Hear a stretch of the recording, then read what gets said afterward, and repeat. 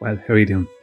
I'm doing very well. How about yourself? This is going to be a short little video. Well, I'm glad to hear it. And before people ask, because I know you're going to, I'm sitting down because my back is killing me today. I'm an old man. But it's going to be interesting to see what the answers are to this from our opposition on the Globe side. Well, before we do that, we're going to need to know what the question is, aren't we? So, let's have it. Okay, this is about the Gleason's map being in opposition to the claim that we have a 24-hour Antarctic sun. The Gleason's map itself does not directly address the phenomenon of a 24-hour sun in Antarctica. Now, Alexander Gleason was a flat earther. He believed in a flat earth model and his map was supposed to support this view.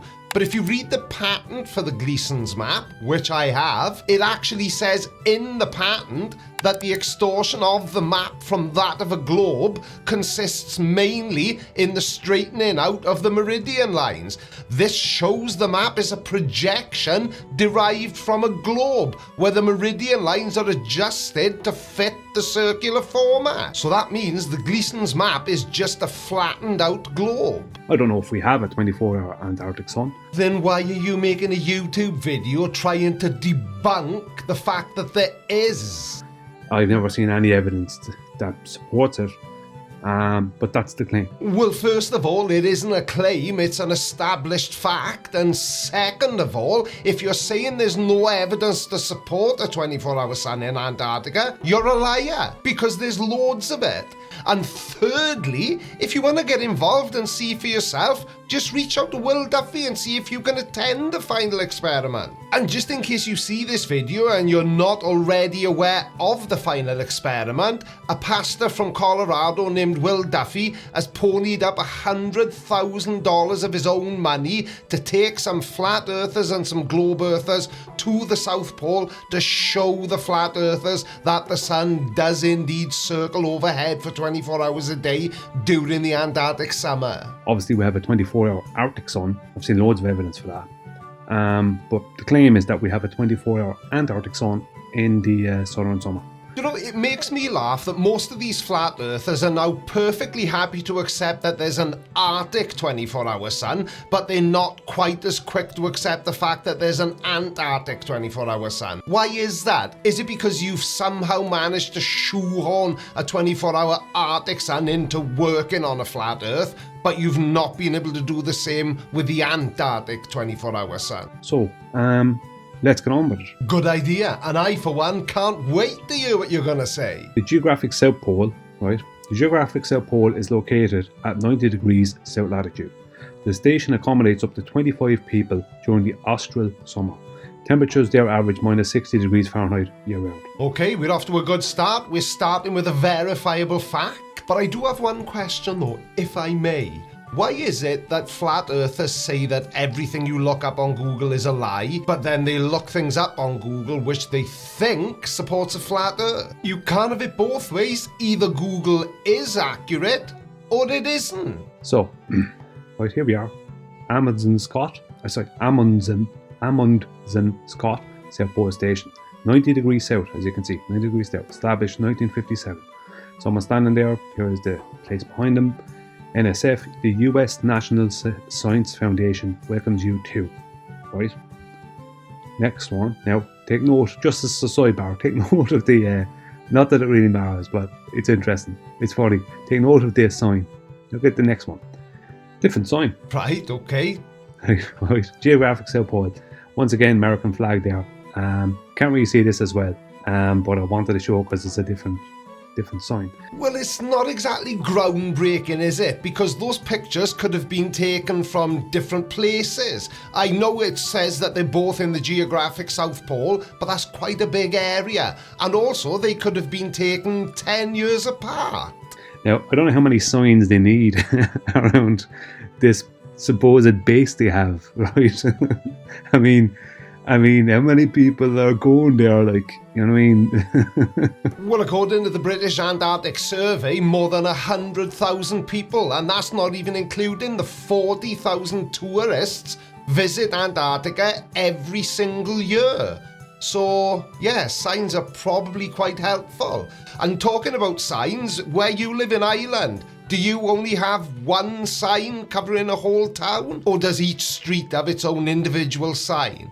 Why do they need individual signs? Now maybe they're claiming they get blown over, but this looks like pretty much the same kind of sign more or less as that one, but they're different colours. I tell you what, and I know you haven't asked for my opinion, but I think your channel should be called Brian's Observant, not Brian's Logic. Yeah, they're two different colour signs, and they say different things on them. Anyway, we move on. Here is another sign, it's different again. No way! I don't know about you, but with all this information, I'm teetering on the edge of becoming a flat earther. Right, geographic support, Roald Amundsen, Robert F. Scott. Right, elevation 9,301 feet above sea level, blah blah. December 14, 1911, January 17, 1912. This is we arrived and were able to plant our flag at the geographical South Pole. The pole, yes, but under very different circumstances from those expected. The pole, yes, but under very different circumstances from those expected. What do you think that means then? I don't know what that means. Right?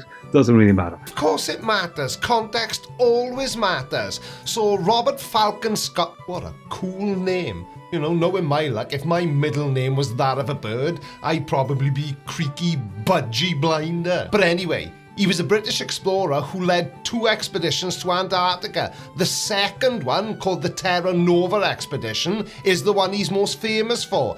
And his goal was to reach the South Pole, and he did make it. But they found that Norwegian explorer Roald Amundsen had beaten them by about a month. Scott wrote in his journal, "The pole? Yes, but under very different circumstances from those expected." And what he meant was that reaching the South Pole was an incredible achievement, but it was bittersweet because they'd been beaten by somebody else. They'd gone through all that hardship and danger only to find out that somebody had got there about a month before them and planted their flag first. But anyway, here is a different sign. Now maybe this is a sign purely dedicated to these 2 guys. Wow. Did you figure that out all by yourself? So here we are, same one again, but there's no Japanese flag and Argentinian flag. Crazy.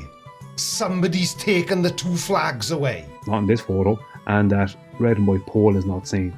But it's the same sign. Now maybe they have 2 of them, right? I don't know why you'd need 2 of them. I mean, that is the place there. That's the only thing supposedly there. So why would you need 2 of them? And why would you need, so far, 3 different ones? Now I'm trying to be helpful here, and I'm going to call on my years of experience as a sign maker and installer. And my professional opinion would be, they put the first sign up, then maybe something changed, then they needed to make a new version of it to replace that first sign. And then the third sign probably went up for exactly the same reason. Or maybe the first and second signs got stolen by ninja penguins. How is any of this proving that there's no 24-hour sun in Antarctica? Let's move on to Gleason, right?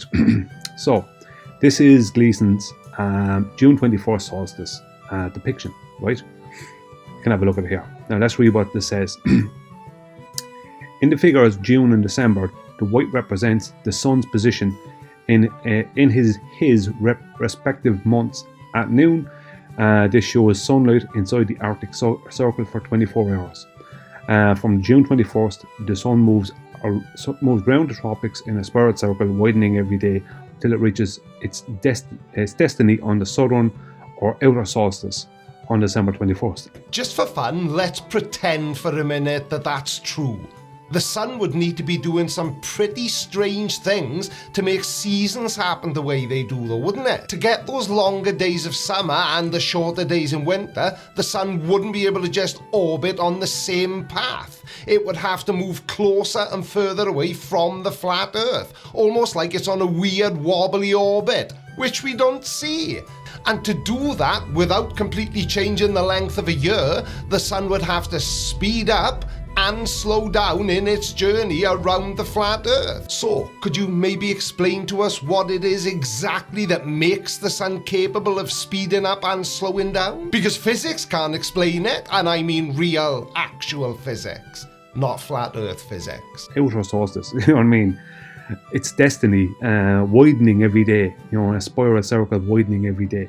Why did Gleason describe it this way? Well, I said at the beginning of the video, didn't I? It's because he was also an idiot flat earther. I mean, even though the map is claimed to be, and it is, from what I couldn't claim that all the continents and countries are correct on that map. The latitude and longitude grid is 100% correct. No, they're not, because the latitude and longitude lines on the Gleason's map are fundamentally inaccurate.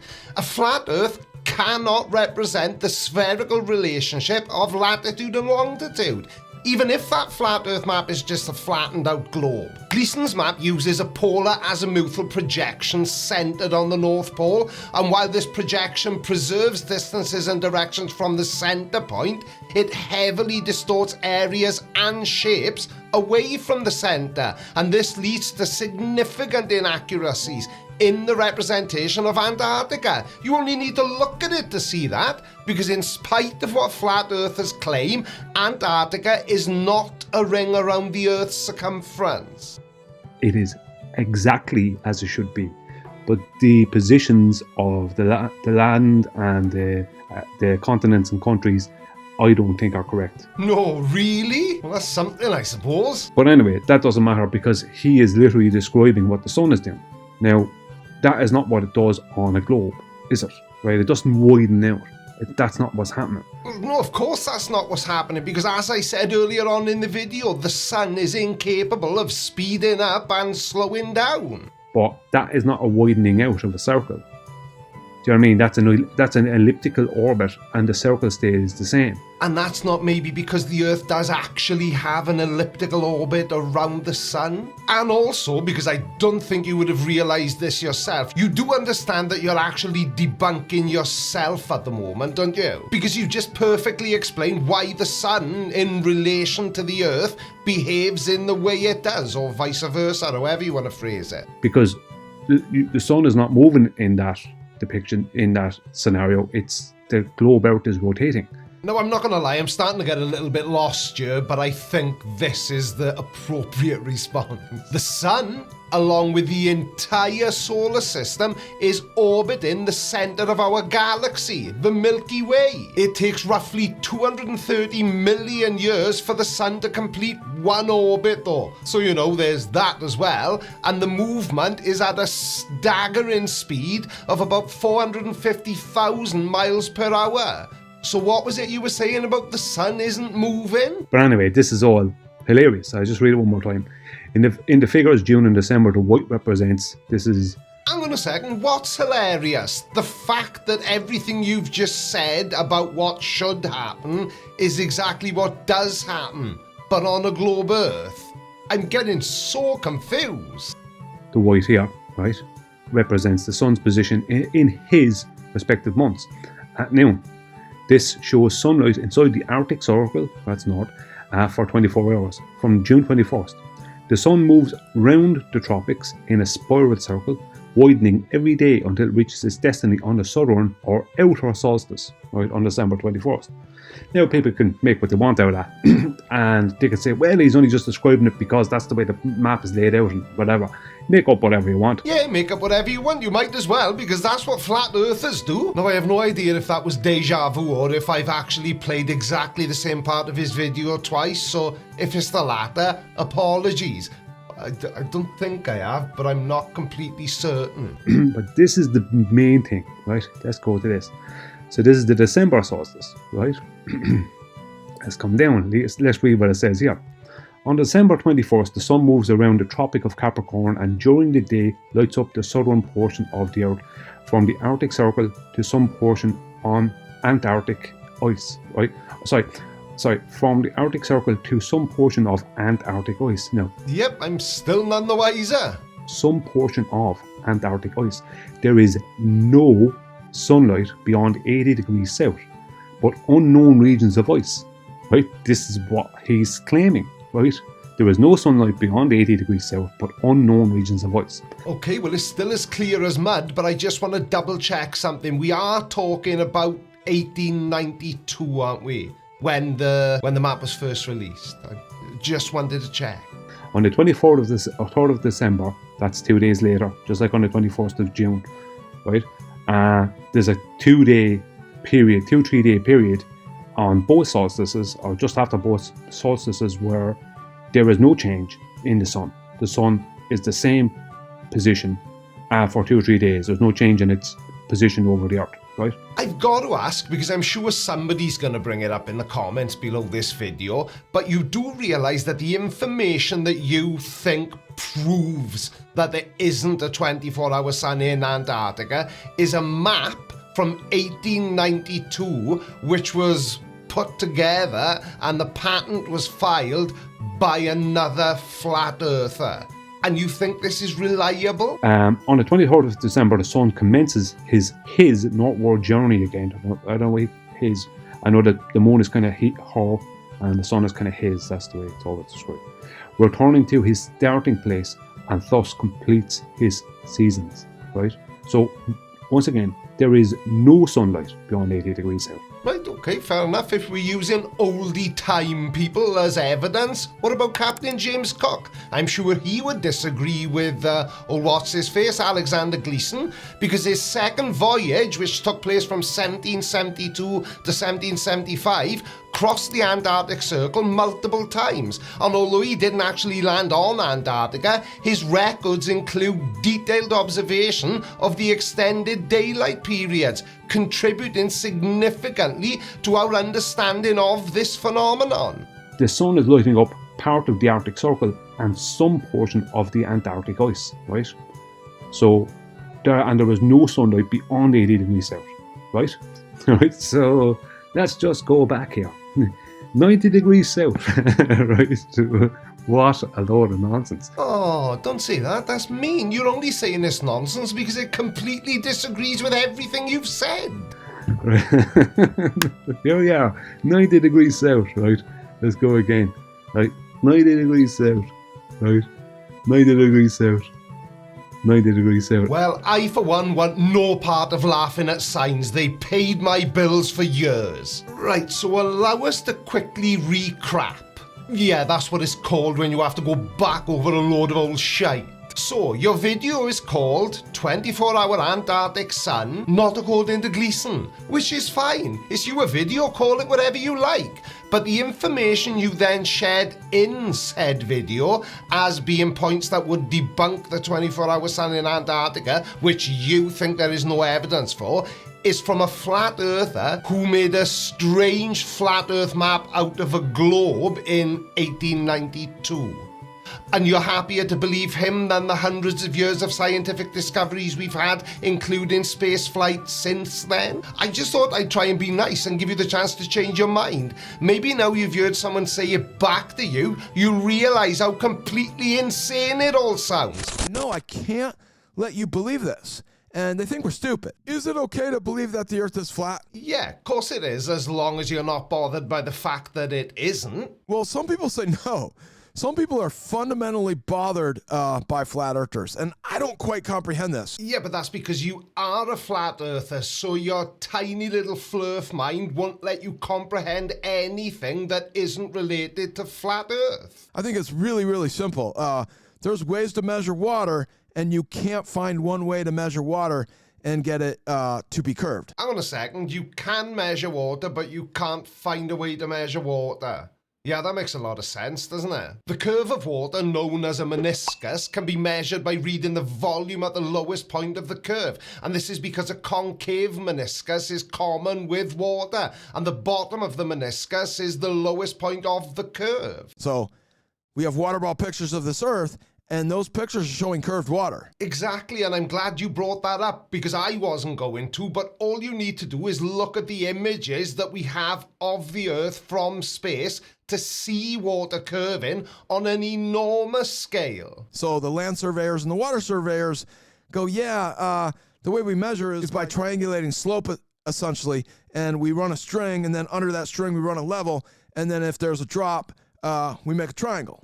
Well, when you do it on water, you get 0. Not sure what you mean by 0, but I think you're talking about hydrographic surveyors. And they absolutely do have to take the curvature of the Earth into account, otherwise their measurements wouldn't be accurate. And every flat earther understands this, and most flat earthers have their own favorite way of measuring water. I'm sure they do, but they would all be wrong because they would all be presupposing that the Earth is actually flat when it isn't.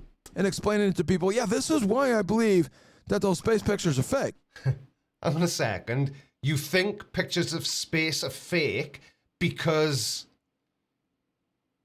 What? Then people come back and say, no, I can't let you believe this. And they think we're stupid. And it's quite obvious, because it really just wastes a lot of time. We're not dumb. We think the water's too flat to be curved to those space pictures, and you might be the dum-dum. So because you don't see the same thing as gets shown to us in photographs of Earth taken from space when you're stood on the ground of Earth looking out at the sea, for example, because those two things don't exactly match, that means that water doesn't curve. So throughout the years, people have tried to come up with a way to prove flat earthers wrong. Now, to be fair, flat earthers do a pretty good job of that themselves, don't they? Because every single time a flat earther tries to do an experiment to prove that the Earth is flat, they always, without exception, end up proving the exact opposite. Interesting. So they can't measure water, and in some places they can't measure the land either to show a curve, so they got to revert to plan B. So they'll say, hey, we're going to take you on a flight from the southern hemisphere to the southern hemisphere without going in the northern hemisphere. So they have these alleged flights that go from Santiago, Chile, or they go from Perth, Australia. Now, flat earthers wishing they were alleged flights don't actually make them alleged flights, and that's such a stupid thing today, because thousands of people make these journeys every single day. On a ball, yeah, you could just fly under the bottom of your ball. See, did you hear what he just said? Then you can fly under the bottom of a ball. There is no under on a ball. There's no top. There's no bottom. But guess what? They can't do it. So they were going to take a bunch of flat earthers to do this flight years ago, and it got canceled. And you didn't think of maybe rebooking that flight? Or any of you could have taken Casey from the Channel 7 Gear up on his incredibly generous offer to try... Actually, I'll just show you what he said. Let's get a bunch of flat earthers together that you get at your conventions. You can sell some tickets. Hey, you can even make some profit on it. It doesn't really matter to me, but you can charter this aircraft and go anywhere you want to go. If you choose my airline to charter the 747 from, I will volunteer to fly that aircraft, and we can all be Christopher Columbus for a few days. See, now, this is just one of the many reasons why nobody ever takes flat earthers seriously. If we look at the final experiment for just a second, David Weiss has been banging on for years and years that you cannot have a 24-hour sun in Antarctica. The 24-hour sun in Antarctica doesn't work on a flat Earth. And when somebody offered to pay for him to go there and see for himself, he declined it. Because he's a pussy. But the same thing happened with Casey here. He made this offer and nobody took him up on it. Even though if you search on YouTube, you'll find loads of videos from flat earthers saying that flight paths don't work. So then they bring up these 24-hour suns.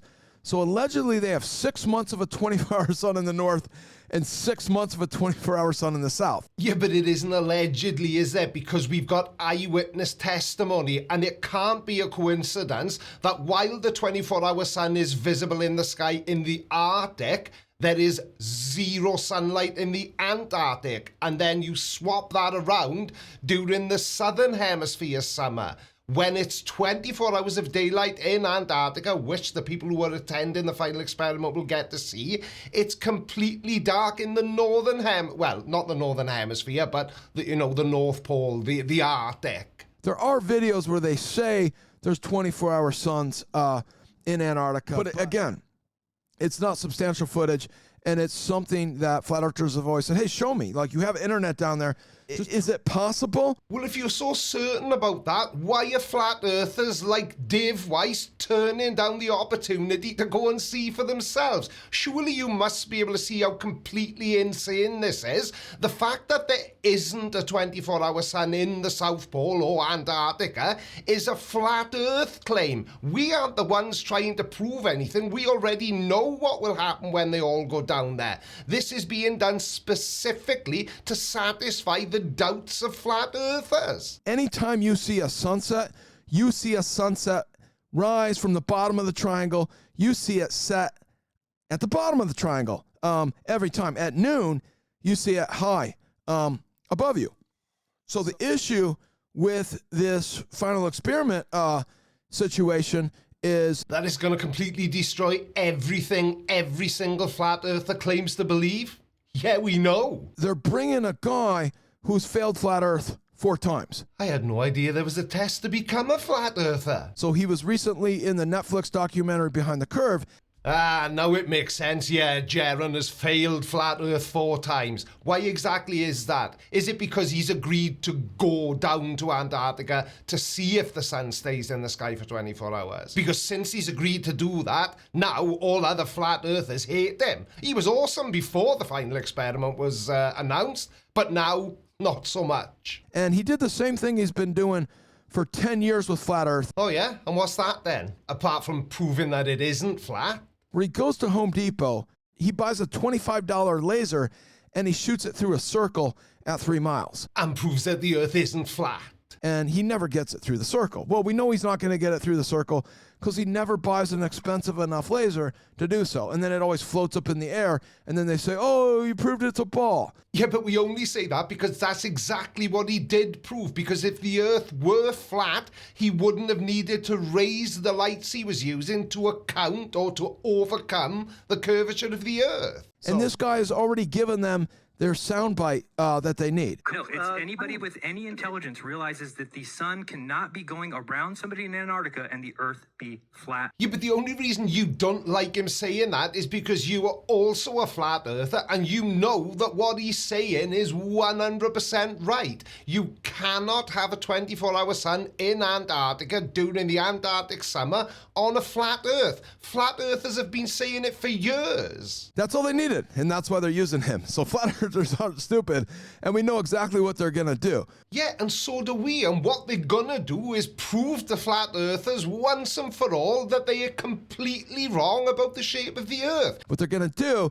is they're going to film the sun at noon when it's right above you. So again, it always rises at the bottom of the triangle, sets on the other side of the triangle, and then at noon, it's at the top of the triangle. And it's going to be directly above their head, and it's going to be really easy to show that sun in any direction you want to at noon. Or they're going to stand there at noon and see the sun directly overhead, as you quite rightly said it would be. And then they're still going to be standing there at 1 p.m., 2 p.m., 3 p.m., 4 p.m., 5, 6, 7, 8, 9, 10, 11. Do you get the idea? So they're going to take a few steps out, about face, show the sun, show a compass, say it's south, say, oh, it looks really south. They're going to get Jaron to say, it looks really south. Oh, it looks like it's behind us. Oh, that's interesting. Yeah, well, if that's what you think, then you clearly haven't watched a single video about how the final experiment is actually structured. And then they're not going to show the sun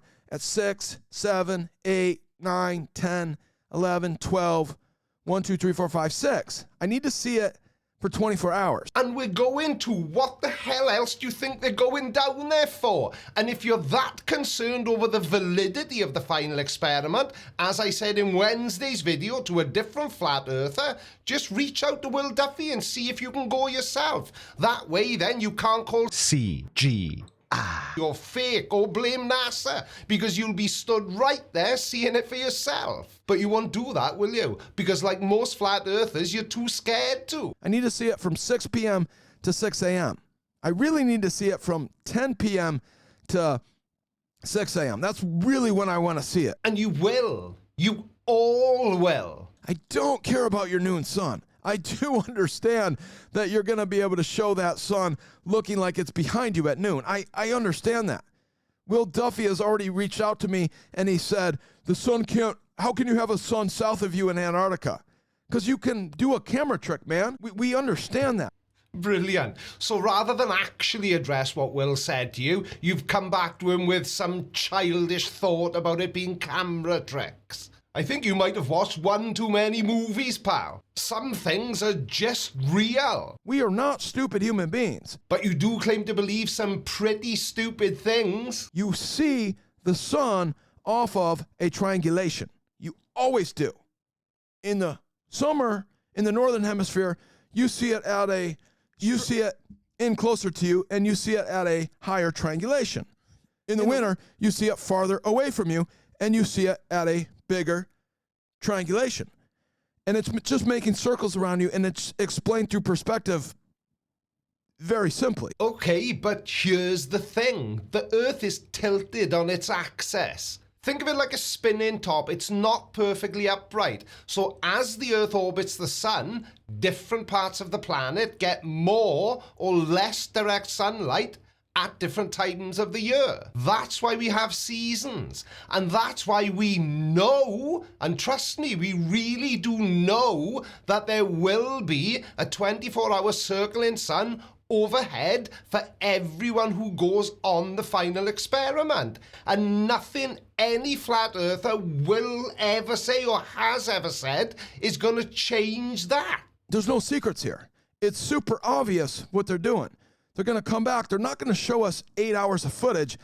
They're most likely going to have a Disney production or... Hang on a second. Nobody told me they were making a Disney movie about the final experiment. Bare necessities. Some big distributor come in and, probably buy the rights to it. And then, we'll probably even have to wait a couple months. And, if they do something like that, I'm not watching. I just want to see that sun. This is really interesting.